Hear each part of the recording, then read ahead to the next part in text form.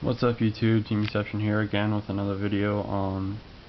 As you see me do in the past, I've done kind of like a card review for tech for decks and stuff.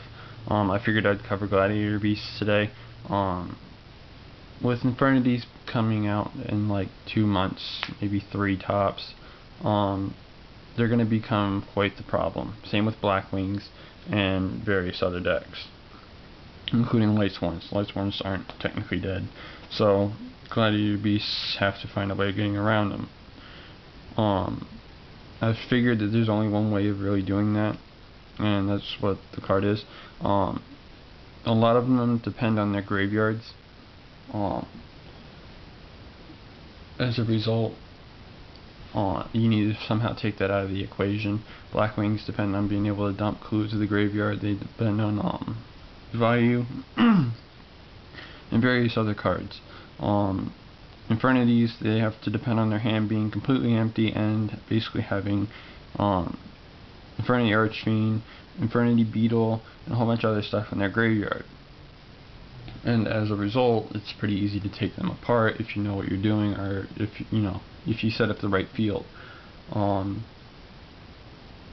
This card, as well as another one that I should have pulled out to put in here, I'll do it in my next segment. I'll start doing like a Gladiator Beast segment or something.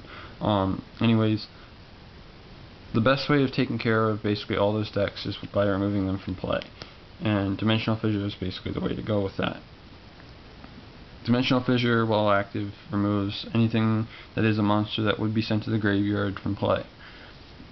So if your opponent tries to play full salvo or something while this is out, they still lose all their monsters in their hand. Even if they have an Infernity on the field to gain its ability, they still lose their entire hand, and whatever monsters would be removed from play. Blackwings, if I'm not mistaken, has to go to the graveyard, which means that I don't think it can activate while this is out. I'm tired, so I'm spacing on rulings, forgive me for that. But if I'm correct, it can't activate because it can't go to the graveyard.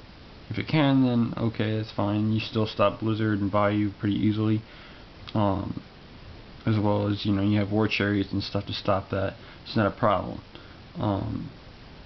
When it comes to Lightsworns, they're depending on having Lightsworn monsters in the graveyard for Judgment Dragon. So,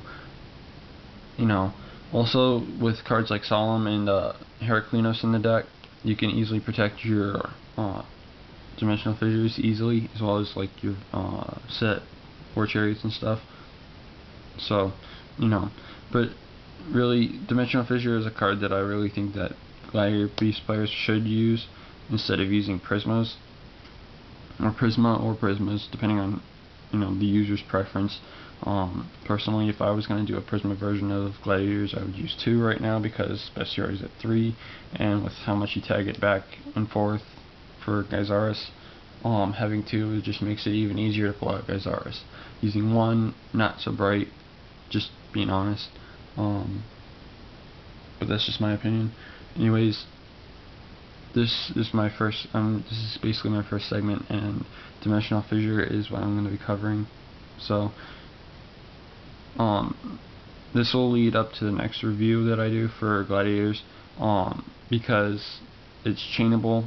It removes cards from play, and well, you probably already guessed what it is, but this is something I think that people should really consider doing instead of using Prisma Glads, because when Infernities finally get released and everything, they're just going to become a huge problem. Blackwings are going to have their draw card, and Lightsworns are still, as I said, still powerful. So this is a good way of taking care of that deck. Well, pretty much any of those decks, and it's faster, but you can't really chain it to anything. So that's kind of the drawback to it. That's why I'm going to be covering the next card. So just figured I'd put that out there. So yeah. Anyways, that's all I've really got to say about Dimensional Fissure right now. I'll be back next time with another Gladiator Beast segment. So yeah. Anyways, rate, comment, subscribe. Peace, YouTube.